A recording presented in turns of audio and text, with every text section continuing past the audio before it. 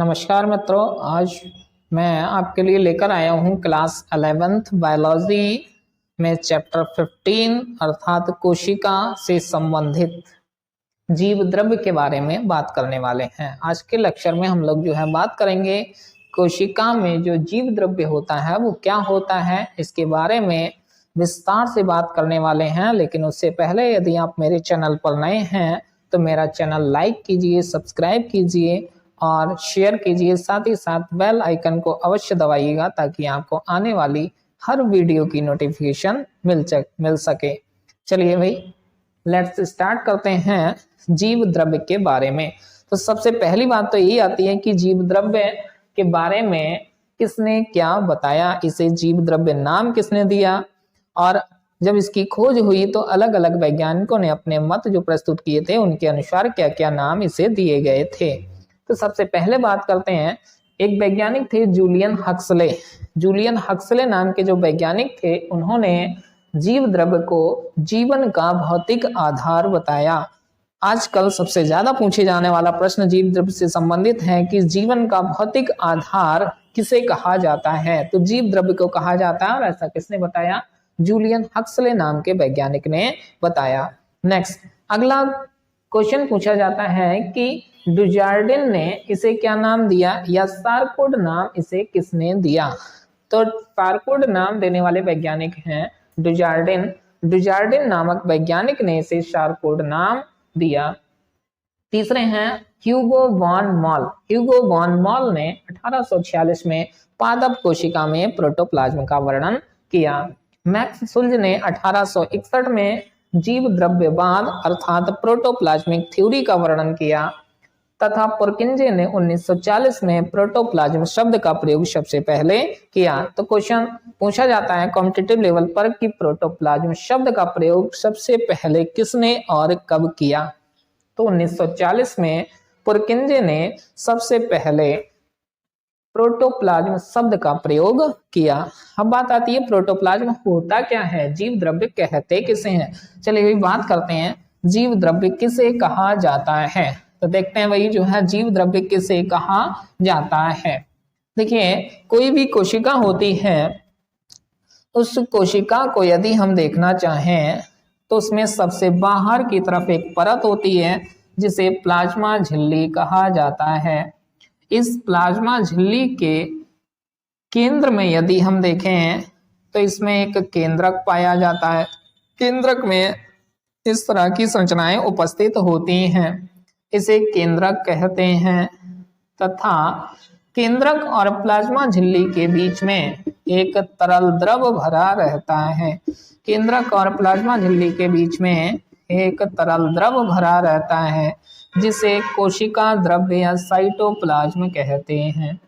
कोशिका द्रव्य या साइटोप्लाज्म कहते हैं। अब बात आती है प्रोटोप्लाज्म क्या है। तो प्लाज्मा झिल्ली के अंदर उपस्थित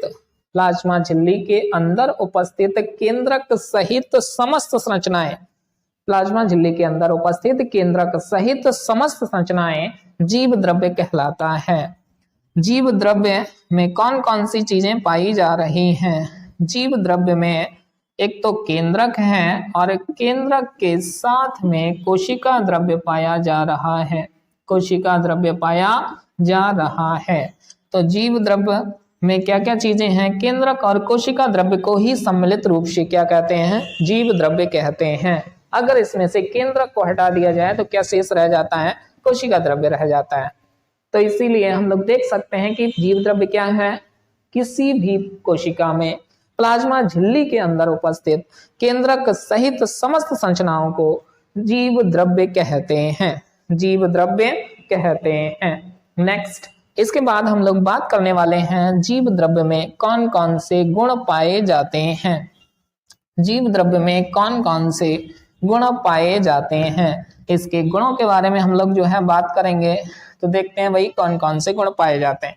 इसमें जीव द्रव्य में सबसे पहला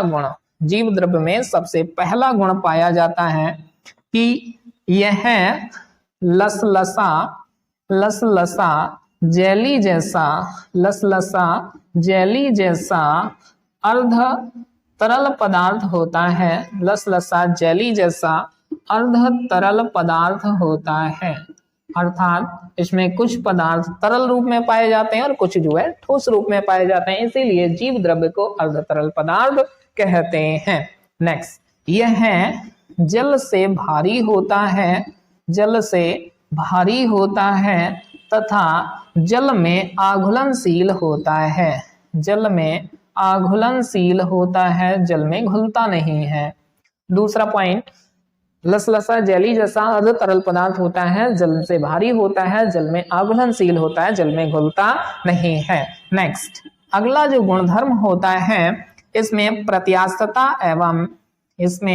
प्रत्यास्थता एवं संकुचनशीलता का गुण पाया जाता है, प्रत्यास्थता एवं संकुचनशीलता का गुण पाया जाता है, अर्थात यह जीव द्रव्य कलाओं में अपने वास्तविक आकार से 25 गुना अधिक तक बढ़ सकता है और पुनः अपने वास्तविक आकार में आ सकता है, ऐसी क्षमता पाई जाती है जीव द्रव्य में। नेक्स्ट, अगला यदि हम बात करें गुणधर्म की, तो अगला गुणधर्म जो पाया जाता है वो है इसमें श्यानता का गुण पाया जाता है, इसमें श्यानता का गुण पाया जाता है। ठीक, तो ये इसके गुणधर्म हैं। कौन कौन से हैं? यह है लसलसा जेली जैसा अर्ध तरल पदार्थ होता है, यह जल से भारी होता है और जल में आघुलनशील होता है। इसमें प्रत्यास्थता एवं संकुचनशीलता का गुण पाया जाता है, साथ ही साथ इसमें श्यानता का गुण पाया जाता है, इसमें श्यानता का गुण पाया जाता है। आगे हम लोग जो है बात करते हैं, इसके बाद जो है बात करने वाले हैं जीव द्रव्य में गतियां होती हैं। आखिर कौन कौन सी गति होती हैं जो जीव द्रव्य में पाई जाती हैं? तो जीव द्रव्य की गतियों के बारे में बात करते हैं, इसमें कौन कौन सी गति होती हैं।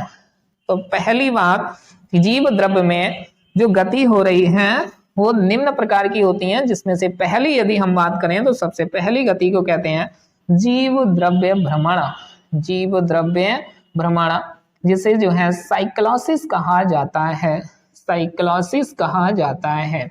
ये क्या है, किस तरीके से गति हो रही है? जब कोशिका के अंदर जीव द्रव्य गति कर रहा होता है या भ्रमण कर रहा होता है तो उसे जीव द्रव्य भ्रमण या साइक्लोसिस कहा जाता है। जीव द्रव्य भ्रमण कोशिका के अंदर दो तरीके से हो सकता है। कौन कौन से तरीके से हो सकता है? देखिए, कोशिका के अंदर कुछ रिक्तिका पाई जाती है, रिक्तिका या वैक्यूल कहते हैं। अगर जीव द्रव्य किसी एक रिक्तिका के चारों ओर, अगर जीव द्रव्य किसी एक रिक्तिका के चारों ओर एक ही दिशा में गति कर रहा है, एक ही दिशा में गति कर रहा है तो उसे घूर्णन कहा जाता है, तो उसे घूर्णन कहा जाता है। यदि जीव द्रव्य कोशिका के अंदर एक से अधिक रिक्तिका के चारों ओर, एक से अधिक रिक्तिकाओं के चारों ओर अलग अलग दिशाओं में गति कर रहा है तो उसे परिसंचरण गति कहा जाता है, तो उसे परिसंचरण गति कहा जाता है। तो ये दोनों ही गतियां जीव द्रव्य भ्रमण के अंतर्गत आती हैं, जिसमें जीव द्रव्य कोशिका के अंदर ही गति कर रहा है, भ्रमण कर रहा है।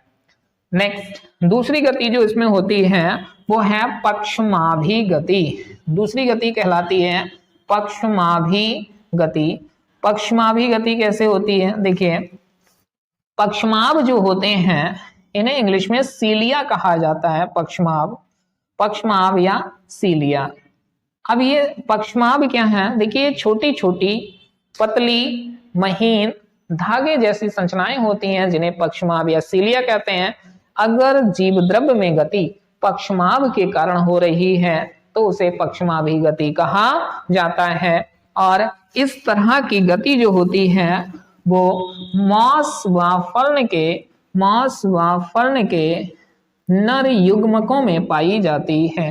नर युग्मकों में पाई जाने वाली जो गति है वो पक्षमाभि गति कहलाती है। नेक्स्ट, तीसरी गति जो है वो कहलाती है अमीबीय गति। अमीबीय गति, यदि जीव द्रव्य अमीबा के समान गति कर रहा है तो उसे अमीबीय गति कहा जाता है। और इस तरह की जो गति पाई जाती है वो स्पाइरोगायरा के नर युग्मकों में पाई जाती है, नर युग्मकों में पाई जाती है। तो इसमें निम्न 3 तरह की गति पाई जा रही है जीव द्रव्य में, जीव द्रव्य भ्रमण, पक्षमावी गति और अमीबीय गति। ठीक है फ्रेंड्स, आज हम लोगों ने बात की जीव द्रव्य क्या होता है, कौन कौन से गुण उसमें पाए जाते हैं और कौन कौन सी गतियां उसमें पाई जाती हैं। Thanks for watching. आप देखते रहिए आर के कैटालिस्ट क्लासेस।